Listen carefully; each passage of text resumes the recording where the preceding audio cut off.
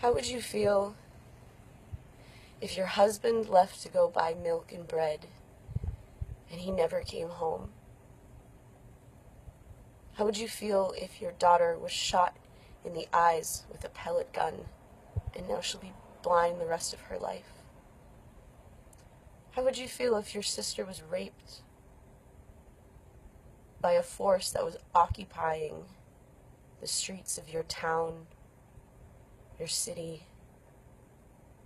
How would you feel if you couldn't go outside without the risk of death and being murdered?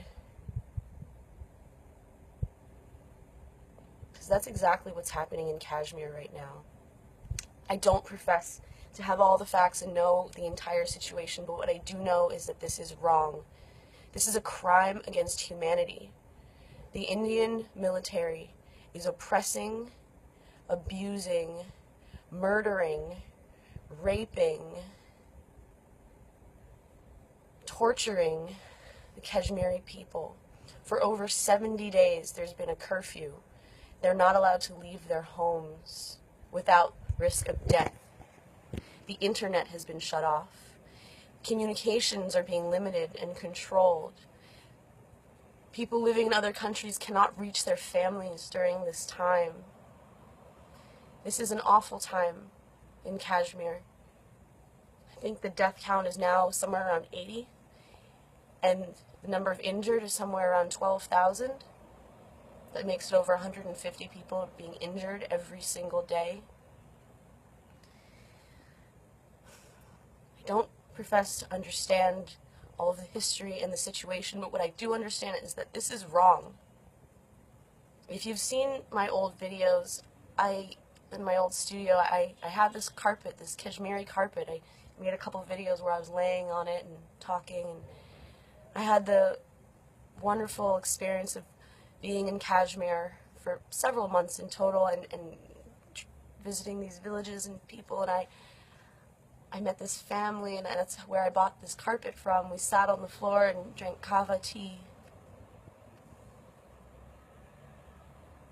The entire family is dead. All 13 people. They were killed by the Indian military. How is that okay? How can this possibly be justified? More violence is not the answer. Hurting people is not the answer. Causing more harm is not the answer to resolving the situation. I don't know what the answer is, but I do know that I cannot sit by quietly and hear what I'm hearing and not say anything. So I know I'm going to get a lot of shit from people for this video. Oh, how don't you dare say this? You don't understand. You don't understand. You know what I do understand? I do understand it's not okay to kill children for any reason. Are you justifying the murder of children? How could you? So I want my friends here in America and around the world to know that there is a grave human rights violation happening right now in Kashmir. It's being executed, and I do use that word literally, it's being executed by the Indian military. There is a very long and complicated and complex history and political issues. I get that.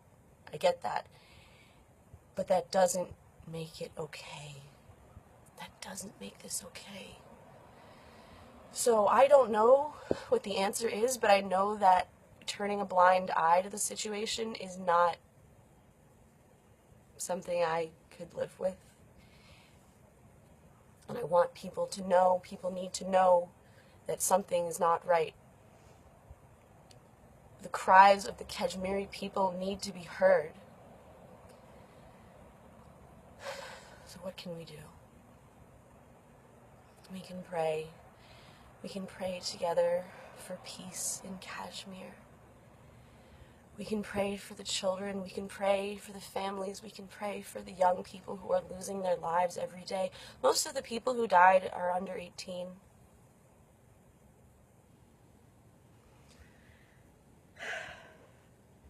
I don't want to engage in political arguments. I have no energy for that, but I do just want to spread an awareness that something is not right and that the Kashmiri people deserve better. No one deserves to be treated like this. No one deserves to be treated like this. Nobody. And the way to solve this is not through more violence. Only God can help them now. But God works through people.